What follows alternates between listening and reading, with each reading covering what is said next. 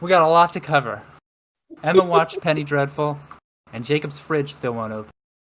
Let's get to it.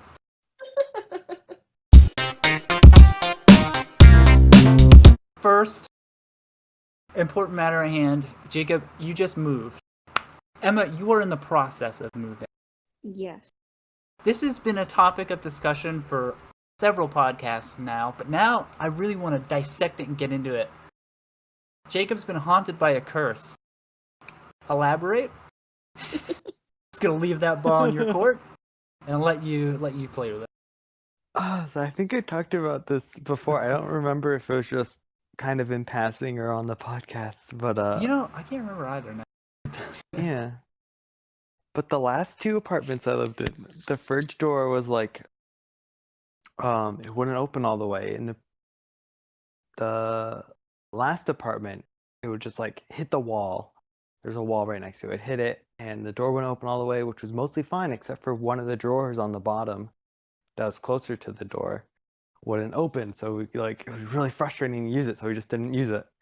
And then the apartment before that, it was a similar deal. We had like a door right next to the fridge door, but there was like a wall sticking out kind of, so it hit the wall when it opened all the way. And we couldn't, it was a little bit better than the last one, but not great, so we couldn't use that bottom drawer either. And I was like, okay, I saw pictures of this new apartment, and there was like this door, this like sliding door kind of next to the fridge. I was like, okay, worst case, we just open that and we'll be able to open the fridge door all the way. And I'm finally going to be able to use this drawer on the bottom.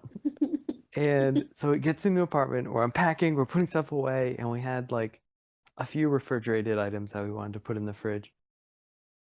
I'm putting stuff away, and the door doesn't open all the way. And then we pull out the thing, or the like sliding door thing by the fridge, and it's like a folding sliding door, so it like sticks out. So like the fridge opens even less when you have that thing open. So we still can't use the Nice. So it's even worse drawer on the than ever bottom. before. So Yeah, it's even worse. question. Has this ever impacted your security deposit at the end? Like, does the door like mess up the paint on the wall? Because that would bother the fucking hell out of me. Like every apartment I knew, essentially. I mean, obviously you don't, but like, has that been an issue?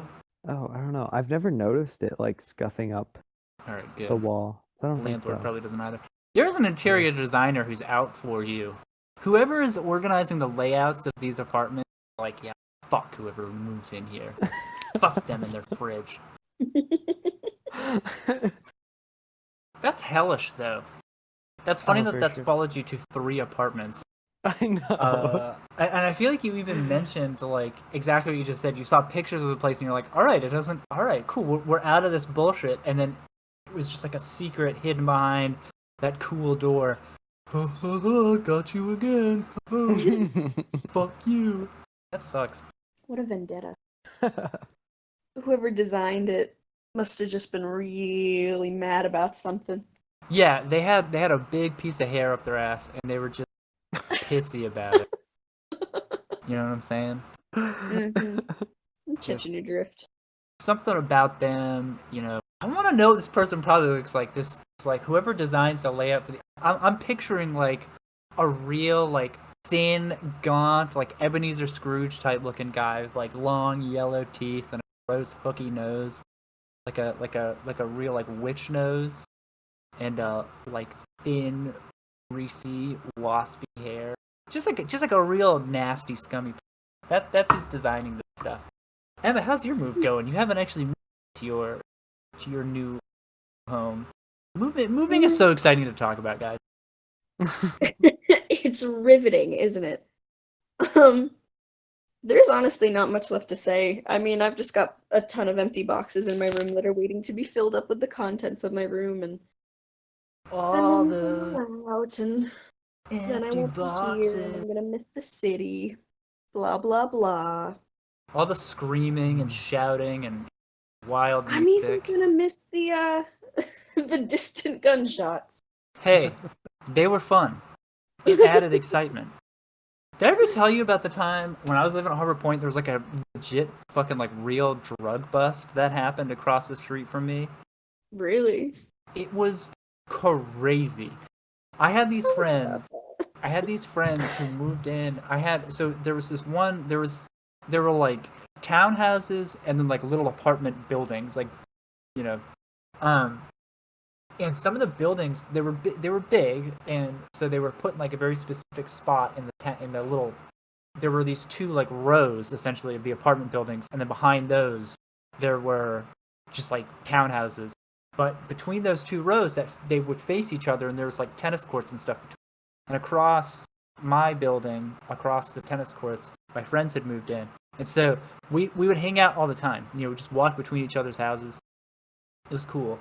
Uh, and one time, like we were just hanging around. Like, I mean, people listening to this have no idea what Harbor Point is. Although, well, they have businesses all over the country. Maybe they do. It's not a great. It's like a fucked up housing managing thing. But we were hanging out one night, just walking around, and we're walking behind my apartment building around the townhouses. We were hanging out with someone by the water. We were out on the whole thing was situated on the bay, and dude, we see a sea of like cruisers, and as we keep going, like the sea turns into waves, you know, like big vans, and then ambulances, and then like regular police, and then like some other like uniformed like militant looking guys walking out of this building, out of one of the townhouses, with just bags, just like black nondescript like police bags, like full of shit, just coming in and out, and like wheeling out like bodies. It was fucking crazy. They uh they didn't mention any of the people in the report. Like the next day something came out in the news about like a heroin bust in Dorchester or something, and I was like, that had to be fucking it. This like random, you know, the area around that neighborhood wasn't exactly amazing. I'm not gonna like shit on Dorchester, but I mean, I was not anticipating in that, especially in that little section. It's like this weird island of like, I wouldn't call it gentrified because it's not. Like there's Section 8 housing, but like it was a nice community, you know, to some extent. I mean, some of the kids were, but you know, it was a nice, friendly. You know, if you know the people that were around there, like I used to go to the barbershop there, and like I talked to like the quote unquote locals, not the college students that lived there, but the people that like actually lived there, and they were all really nice, and cool people just living their lives. So it was fucking crazy. There's like, it was like right next to the daycare there too. That's what blew my mind even more. Yeah, it's like there's a daycare, and then there's a street, and then the street, you know, across from the daycare, there's the back of that housing. So it's like a bunch of backyards, and then those front yards. And it was in that front. It was fucking crazy. Total tangent. Yeah. No, dude, you're good. I mean, honestly, I get so irritated when people talk shit on Dorchester or the surrounding areas. I'm like, come on. Hey, no place is perfect, and it's better than some places. Like there are some areas in this country that are similar-ish, I guess. I'm like really skirting around saying the wrong word here because it's offensive. But yeah, there are parts of the country where yeah, people are really like down and out and fucking suffering. And I mean, Dorchester's loud, but it's not. You know, you're not gonna. It's not the mess that I think a lot of people make it out to be. I mean, I'm not gonna lie. There were a few summers where I was living there where almost every day you would hear about, someone getting stabbed the night before. Which, but, I mean, that's what I'm saying, right? Like, that happens in a lot of cities. Yeah. I would always chalk it up to the high population. Mm-hmm. You know, like, if you put a bunch of, like, it's not so much, oh, this is a bad area. I think it's like, hey, this is an area with a high concentration of every type of person. And, right. You got like 10,000 people in a little area, at least 10 of those people are going to be fucking wacko, right? It doesn't speak for the whole majority. It's just that they're the loudest. You know, those guys playing their music really, really loud and hanging around in that parking lot, throwing shit and screaming. That's just those, like, 15 dudes. That's not all of Dorchester, but it's, you know what I mean? I don't know. That's how I always think about that when people are like, oh, that's a bad part of town. It's like, is it a bad part of town, or do you just think it's really a bad part of town because it seems like a bad part? Anyway, I don't know. Dorchester's alright. I used to live there. Yeah, man, I like it here. It's a fun little spot. You got that cool graveyard, you know? I am gonna miss it so much. The one person you might not miss is that guy outside the CVS. There were a few guys outside the CVS who used to just kind of yell at you or other people in general. I'm sure several people. I just happened to be there at the times they were yelling at me. But who knows what kind of war that guy's fighting, you know? Yeah. It's fine. The war to get some other woman's phone number, I'm sure. Oh, yeah. But you're going back to Taunton, which also has a funny reputation. But aren't you like the Tauntorian? I'm trying to turn Taunt into history. Clumsy like portmanteau. Yeah, I love a good Taunt and history facts. Jacob, little known fact. Emma's the archivist for now. And I've never even visited the Historical Society, but I want to. You should go now that you're going to be back there. Oh yeah, absolutely. You know, well, maybe not. Maybe, you know, go to Mac at least. Yeah, they've been doing some distanced stuff that I'm looking into. That's cool. That's fun. You also mentioned Penny Dreadful. How's that going? I'm just trying to drum up topics now. That show came out like 6 years ago. I know.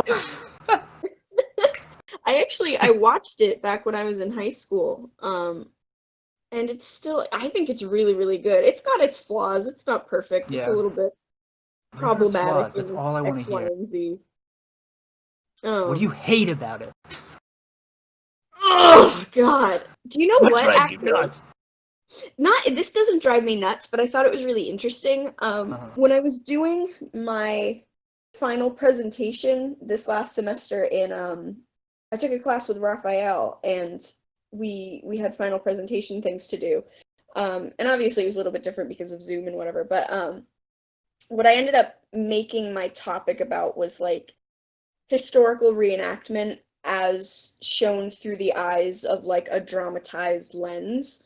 And so, because the class was about identities through dress, and so we had a whole unit on reenactment.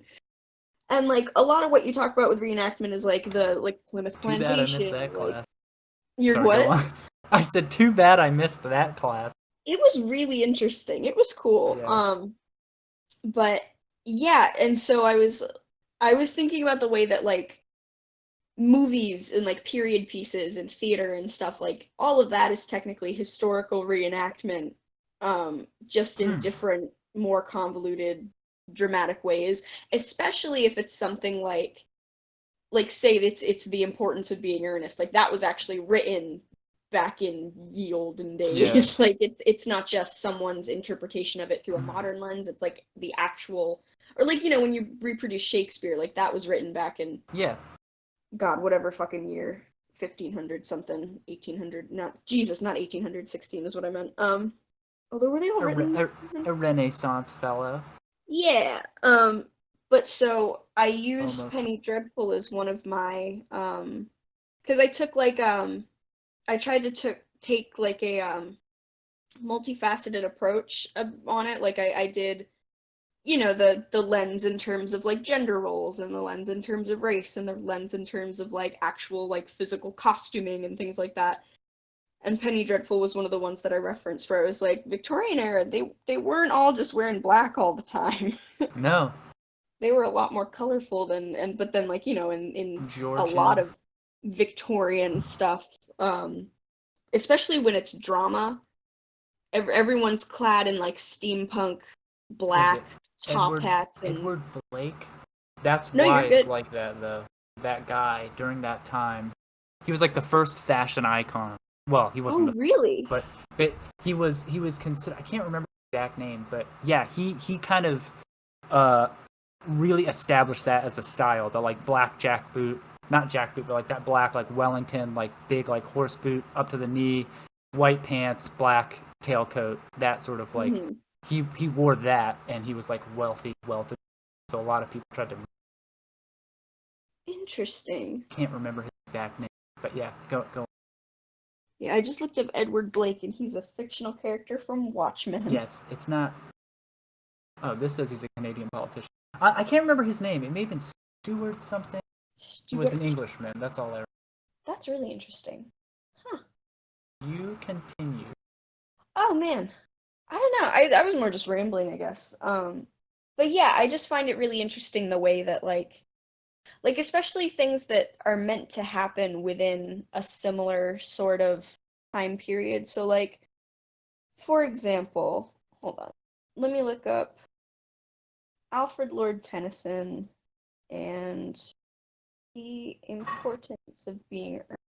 So Penny Dreadful takes place during 1892, which we know because one of the episodes is called The Day Tennyson Died. Hmm. And he died in October of 1892. And then The Importance of Being Earnest was published in 1895. So there's like only a 3-year difference between those two narratives, and yet they evoke such starkly different images, I think, in the Mm-hmm. mind when you think of them, because like Importance of Being Earnest, you think, I think especially too, I'm biased, I never saw the production that they did at school because I wasn't there at the time, but like I've seen the production photos and everyone's always Oh talking yeah, about it. It it was was very so pretty. They cut my brightly vest. colored, and yeah, I'm never gonna let that go. it was Sorry. really, really beautiful. All the design was fantastic. But like the stripes and the polka dots and the bright colors and the this and Mm-hmm. the that, and then you think about something like Penny Dreadful or another Victorian piece of drama that's, meant to be either horror or sad or something. And it's all blacks and, whites, or like even something like something Yeah, Tim Burton, like the mood, setting the mood for. yeah, like slightly different era, but I know what did I watch the other night? The Tim Burton Sleepy Hollow film, which Oh I yeah. think is meant to take place earlier than the Victorian era, but like Mm. has that similar, old-timey vibe, but everything is, black and white and Oh grays yeah. and this and that, when in reality it's like, no, they weren't just scrounging around in their skunk suits. You know, it's funny to think about that, uh, costume wise, because like people think about the same. People think the same thing with uh, the like medieval ages. Everybody just wore dun colored wool and linen and like sackcloth. But no, honestly, peasant blue, I think it's called, or something. Blue is often associated with royalty and only the rich. But Mm, woad's wool, woad is a material, or not a material, a plant that came over from the east, I think, and it's a green. It's like a normal plant, but for whatever reason, the like chlorophyll in it or something has a coloration to it that makes it blue. So it's actually really common to see. It was a specific hue, specific like shade, I guess, of blue that wasn't like deep. It was kind of light, not like robin egg or sky, but like mm, not navy. Definitely, just like a like right, like a pale. primary blue, essentially. Yeah. It Nice. was actually super common among like lower class people. Not like complete peasants, but you'd be surprised at like yellow and red and blue, even green. Um, you know, people think of that time as like, I think a lot of people think of those, and even earlier than that, even like Viking age, like the 9th and 10th century, people envision these like ragged men and women in leather and tatters, but it's like, no, dude, there are like Muslim manuscripts from traders from way back in the day that would trade with them because they had like this insane like fur empire, and they were like they spread like all over. You, the way I always think about it is I feel like people look at history and think like, oh, we were less intelligent back.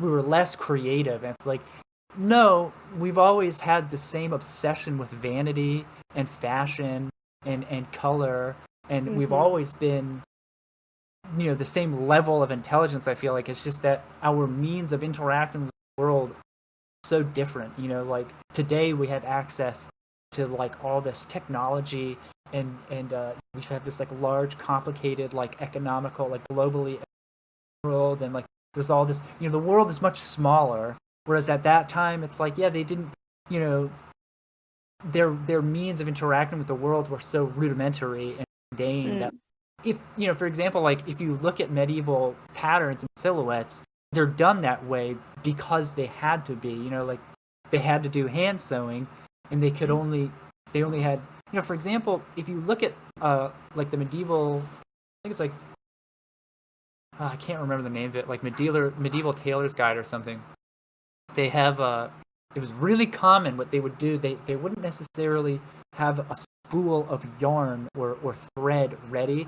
They would take the thread from the actual fabric itself. So like you would get like a bolt of green linen or something, and someone's like, can you make me a coat hardy and doublet out of the wool? And they would actually spin a thread off of it and use that in the construction of the garment that fabric was used for, so that the thread was the same color as the actual, because it's literally coming from the same weave.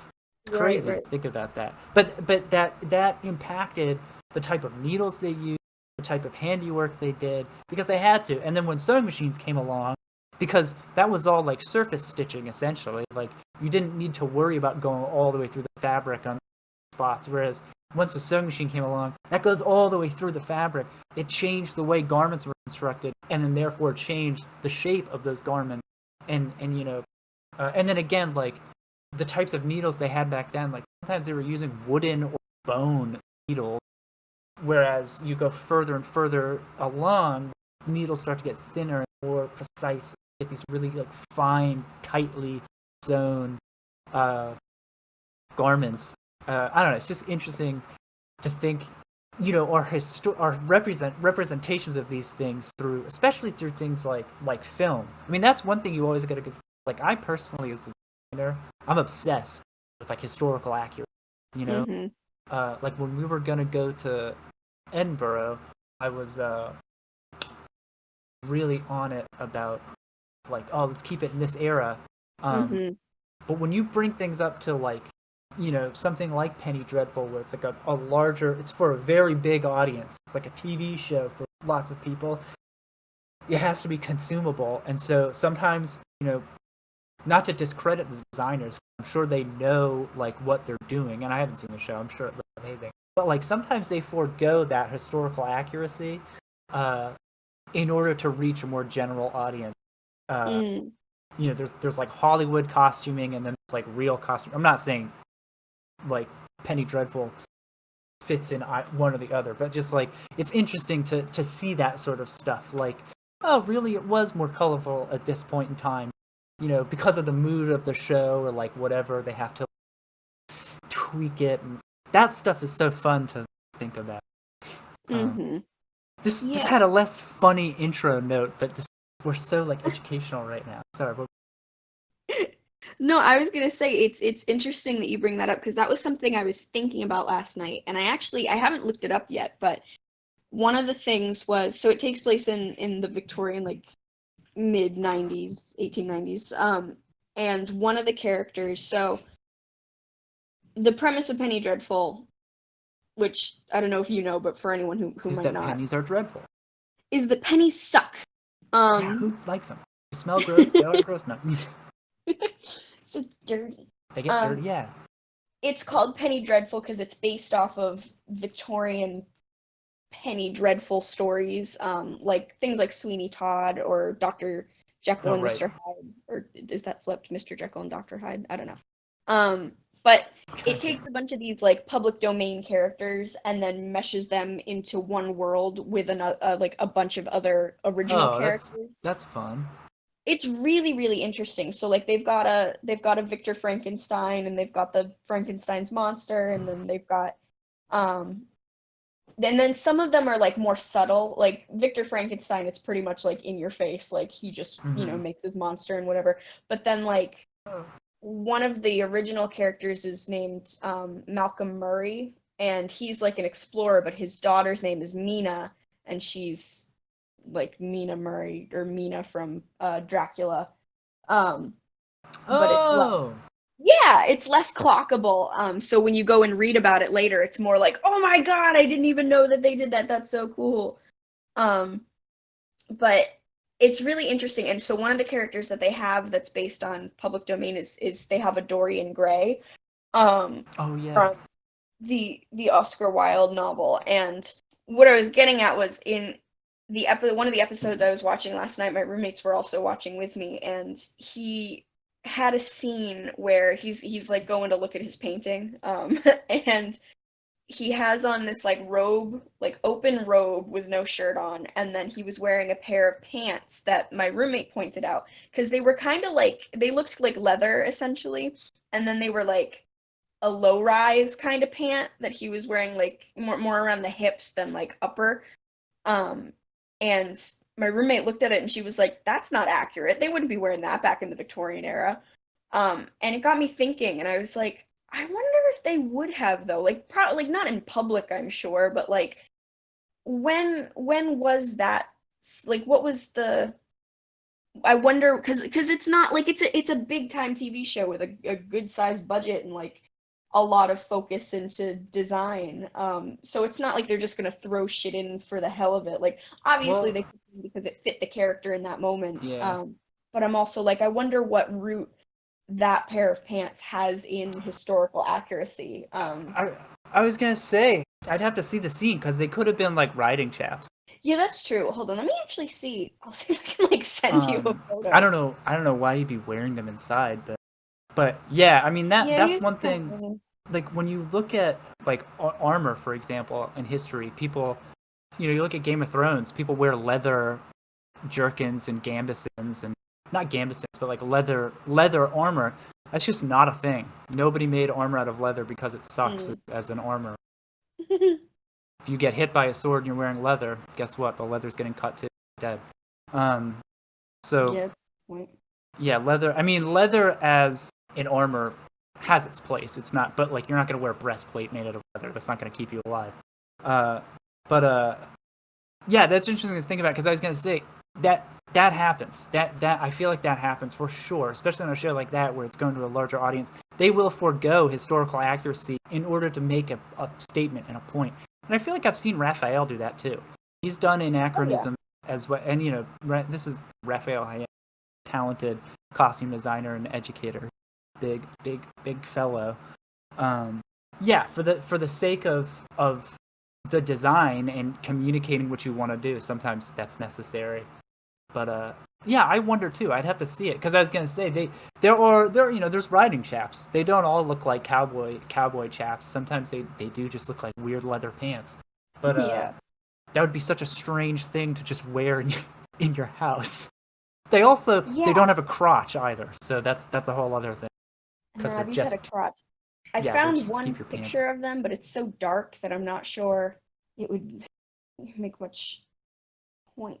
And I'll keep searching. The one thing you've also got to keep in mind too about that time is the eccentricity of the wealthy. There are fashions that you see in history because they survived, like a painting of it survived or a portion of it survived. But what you've got to remember is, like I was saying a minute ago, their means of interacting with the world were so rudimentary, right? So, like, going back to the 9th century, Viking burials, for example, we only have so much information because, one, only the rich, like jarls and like lords, could afford to have like a real funeral, and they would burn their body. So everything burns away and is gone. And then if you're buried in actual earth, linen, wool, leather, the way that those were processed at that time, again, so rudimentary that they're not that separated from their natural state already. So those things deteriorate really quickly. Like within, several years of that person being entombed, put in the ground, that stuff, if they're in dirt, that stuff's rotted away. It's done. So I feel like a lot of weird styles we lose, and so it would probably be expensive to make pants out of leather, and at the time they may have not, like, thinking about it. Well, they made gloves out of leather, so they probably had the means of processing it enough to be worn as like a. But that's the thing, right? It's like there are some, there's the main fashion trendsetters like Queen Elizabeth, people like that like really define a specific fashion and everybody wears. And then there's the weird rich people that just wear whatever they want.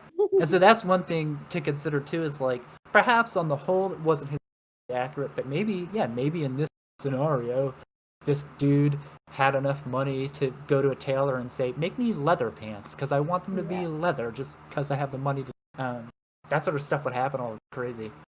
Yeah, man. I mean, look at the shit rich people wear today. All right, look at fucking Kanye West. Like, they wear the craziest shit. Like, it's not that. I feel like it's not that nuts to think that back in time, people. I mean, listen, a guy with a bunch of money that you can't say no to asks you to make him this insane outfit. Even if it's a bunch of clashing style, like patterns and this and nothing makes any sense. You're gonna make it because it's money. So that's another thing I always keep in mind. That well, the wealthy literally did whatever they wanted at that point. Yeah. Somebody wanted leather pants. I mean, fuck. I feel like no, I can't remember. But anyway, crazy stuff. Who's pouring water in something? What's going on? Jacob, what are you doing over there, man? We've been talking about cool stuff. We've been talking about history. We've been talking about leather pants. You're over here pissing in a pot. What is this?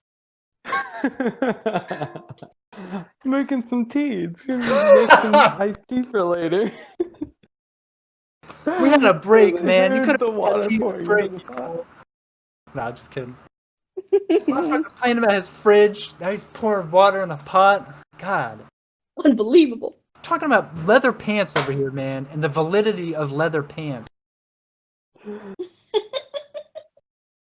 think it's time we take a break. In the Victorian age. I'm sick of this shit.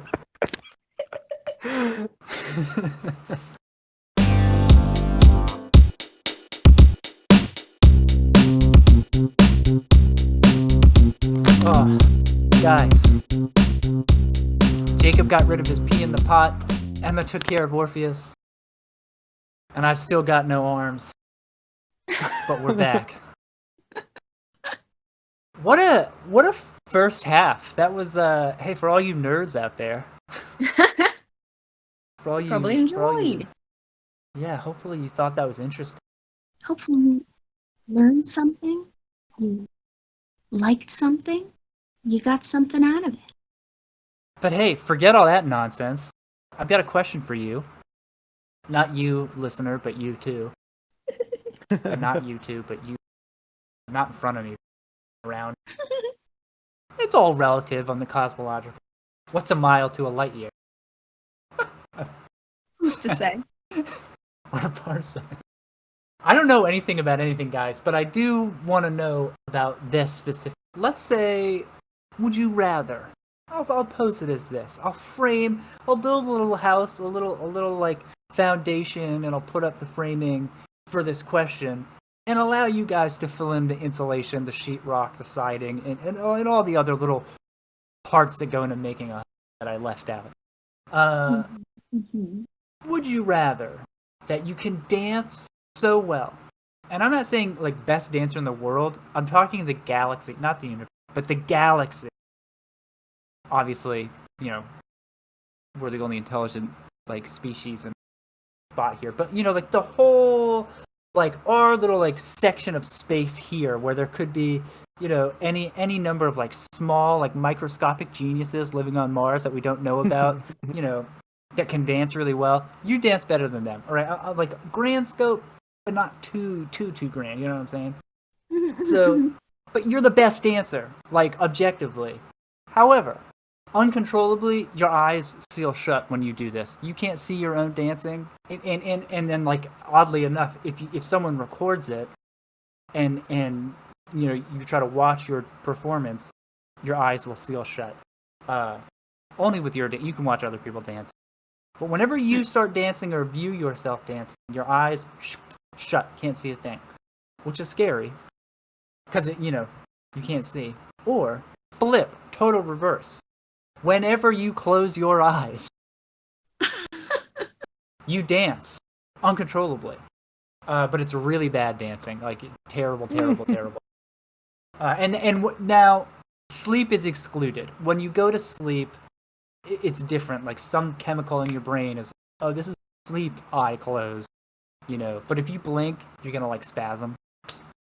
If you close your eyes to breathe in deeply, you're gonna just start like dancing. Yeah. So I don't know. Which would you prefer? I feel like this is another scenario where one is way better than the other. Yeah, I think I'd rather be the best dancer in the solar system. That sounds way better. Right off the bat. Cool. Now, the thing about that though is you can't see. So like you're dancing, right? But like you could easily dance off the edge of something or like hit someone in the face. Well, then I would say you're a pretty bad dancer if you do that. Yeah, but listen. Let's say that you're alone on the dance floor and you try really hard to stay in one spot. People are going to be shitting their pants when they see you. Like that's how good it is. It's like the brown note of dancing. Like it's a mind-blowing experience. People watching you dance. It's like being born. It's like having sex for the first time. It's like those are the only two crazy things. It's like when you first get hit by a car. Like that exciting feeling of adrenaline and like snapping of bones. That's what people feel when you dance. I do have a question. What's your question, Emma? About the other option, the one where I don't know why I'm like I don't know why I went alright, but I said it. The other option where you every time you close your eyes you dance. I know you said that sleep is excluded because it's more chemical than just like, physical. What about that period right before sleeping, like when you're dozing, so you're not asleep yet, but you have to close your eyes, otherwise you won't fall asleep? Like, do you just have to lie there with your eyes open until you are knocked unconscious? That's a tricky thing, pretty much. What I would advise is getting a sleep mask. Here, actually, no. So not that tricky. It's the reverse. It's actually the reverse. When you're going to sleep, it's like some weird like caveat, like it's like the dancing syndrome knows. All right, I can't kill you. You need to. But when you're, Can't you? That like 4 a.m. when you thought of the chewing idea, kind Yep. of like opening up. Then whole other story. You're fucking jiving and writhing and wriggling and wiggling all morning long while you're trying to. And if you have a significant other who shares a bed with you, it's fucking hell. God. That sounds horrendous. But kind of neat, right? Like, wouldn't it be cool to have like a weird affliction that you could always talk about? Sure. Why are your eyes so red? Well, I can't blink. Huh? I can't blink. At that point, what if? Okay, here's another question. What if you had this affliction, but then your eyes were removed? Interesting. As if you had gemstone eyes? Maybe so. In that case, it's a catastrophe. It's an endless dancing nightmare. One that you cannot wake from. The opposite. I know, right? Shit. Okay, well, yeah, I don't like that. That makes me feel mad. I just feel like I would rather, because I can control whether or not I decide to dance, and like as sad as it would be to just like have to stave off in close quarters so as not to, smack anyone in my blindness, I can just decide not to dance. But also, okay, here's a question for you. What what counts as dancing? Like, I can dance. I can, but like if I'm standing in my kitchen listening to music, like making something over the stove, and Oh, I and you're start to kind of grooving? like I'd kind of like tap my foot, or I'm like kind of bopping my head from Eyes side to closed. side. Damn it. Yeah, any Okay. rhythm, baby. No, so this is. I also Any forgot to set this, and I apologize for this lack of foresight on my part. I said I was going to build, this nice foundation for this question, and I definitely left out bricks. This is a world that is, how like I feel like our culture is like obsessed with stuff like sex and the representation of like sex and stuff like media and stuff like that. Like culturally, it's like a really important thing. In this world, it's dancing, right? Like dancing, like culturally, it intercedes like everything. Like It's like it the bleeds. opposite of Footloose. Exactly. Exactly. Dancing is like everybody dances. What? You don't dance? Nobody says what you don't dance. It's no, you dance. Everybody's dancing all the time. So it's like a really big part of society. So it'd be a pretty Oh. big boon to be the best dancer ever. Mhm. Man, I gotta. I've got a second question. Would you rather $10 million or a 3 pound sack full of shit? That's essentially what I've posed to you guys right here. Hey, by the way, you close your eyes, but that's the other thing too. Yeah, whenever you dance, blind, best dancer. Yeah, I mean, keep them coming, guys. I mean, really, again, I just have to ask, or just pose this, wouldn't it be neat if you just had a weird affliction that nobody else had, that you could always blame things? Oh, I've got the weird eye thing. No. You don't want like a crutch? A No, permanent if crutch that I you want a could crutch, use? I'll break my leg. I I'm honestly trying to think of more questions, but I'm like, there's no conceivable way that my mind would be changed. Mm-hmm. Okay. I'm already so twitchy. I don't need to accelerate that. I think that I want to be the best dancer in the gosh darn solar system. And I may do it blindly, but I will live peacefully with the knowledge that I have graced other people's lives with this art that I'm able to create. I don't have to worry about rehearsing. I don't have to need to know what I look like because I already know that I'm the best in the So solar system. I'm awesome. the one thing you guys are forgetting Oh, good. is that anytime you do this, you're gonna hurt yourself no matter what. Then you're That's a bad fine. dancer. I don't understand. I was hoping you'd call me out for the fact that I never mentioned that. Because I never once said that. But I said, you guys forgot about this. Yeah, no, objectively, you're the best dancer.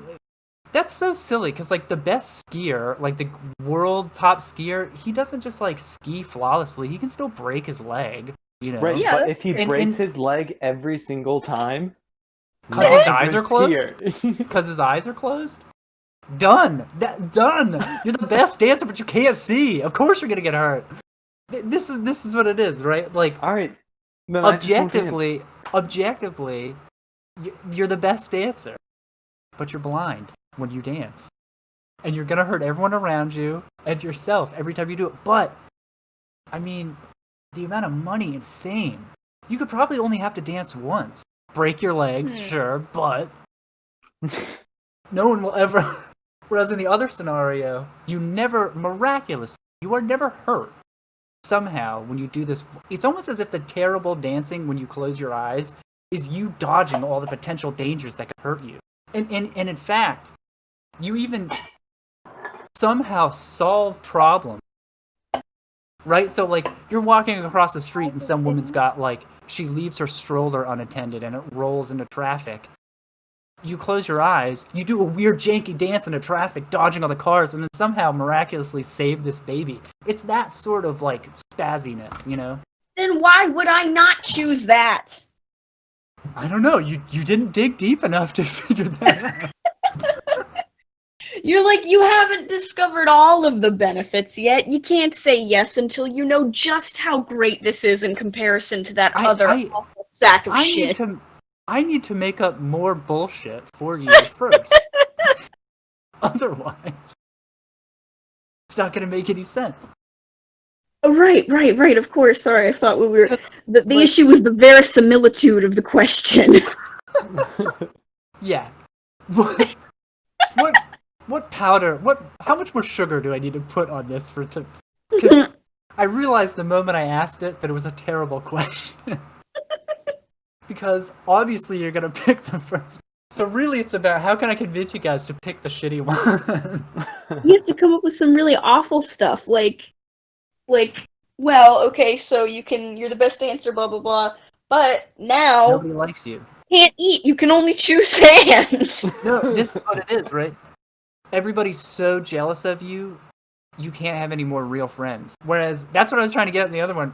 Everybody is so sympathetic towards you for your weird eye-closing affliction that all you have is friends. Like, the whole world is taking care of you in the second scenario. Whereas in the first scenario, the world worships you, but at a distance, you know? So you've got this, like, giant mansion on the moon. You're the best dancer in the solar system, but But you're like, nobody wants to hang out with you. Whereas in the other scenario, sure, you're flopping people and hitting them in the eyes and stuff, but they love you. It's like oh, look at this fucking guy. Every time he blinks, he hits somebody. It's hysterical. Or, Do they love me, or do they pity me? it's a mixture of two. It's a mixture of the both. There are some people I do not want their pity. There are some people that don't know you, they pity you.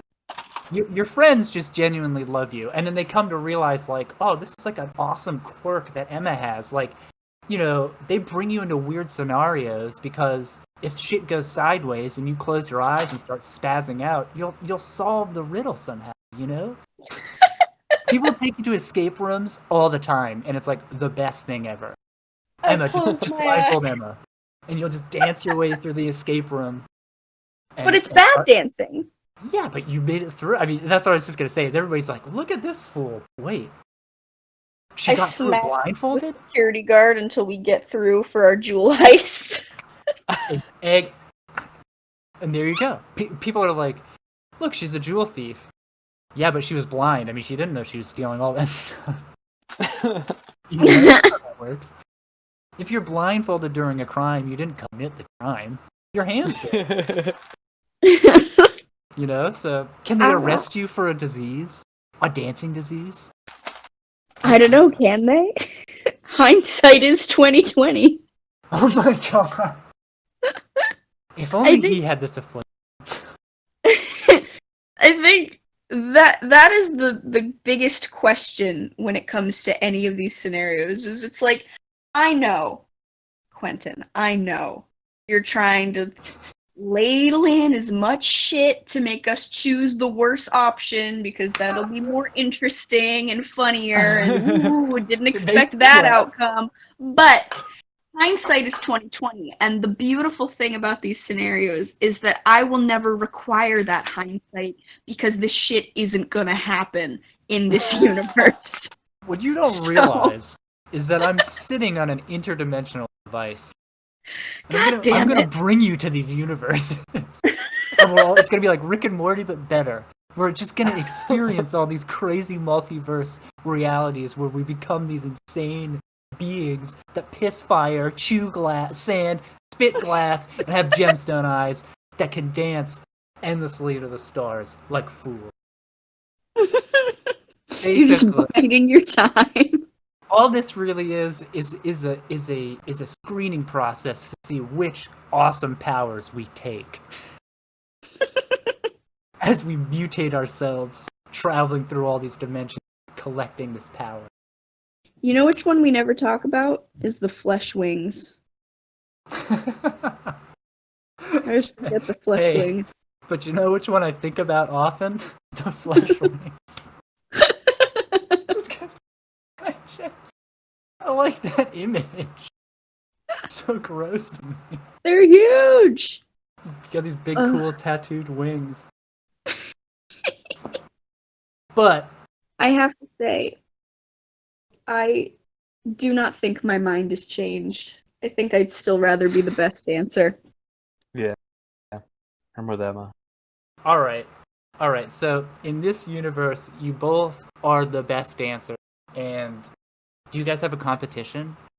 I was Hey. actually just gonna ask that. I was gonna say if this is the same universe and we're both the best dancer, then do we now have to fight to the death or something? Oh. What if we have a competition, but we both kill each other while our eyes are closed?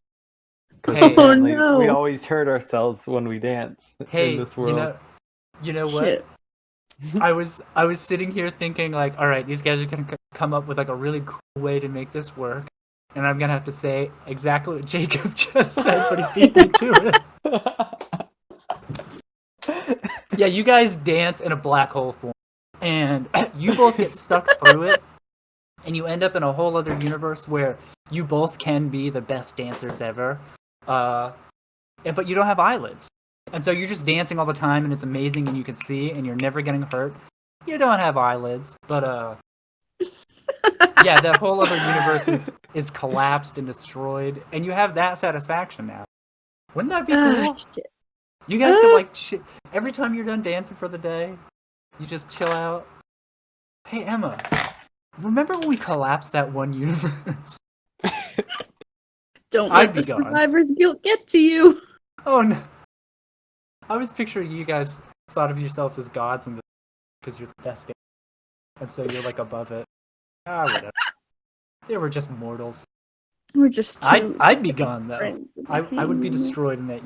You'd have to try to re-find me. I'd find you guys. Oh, I know you would. I'd find you guys because I'd be like, look at these dancers. They're so good, and they don't have eyelids. How do they do it? Could we surgically get new eyelids, or is that impossible? Yeah, but so in this universe, nobody has eyelids, so you'd have to like remove someone's foreskin or. Ew. That's Well, that's never fine. mind. Worst possible option. Jacob, did you just say that's fine? I said, well, that's fun. It's got this wicked grin on. Hospitals. Don't worry, That's I'll circumcise fine. your baby. Oh my god. Gross. Anyway, It's a lot.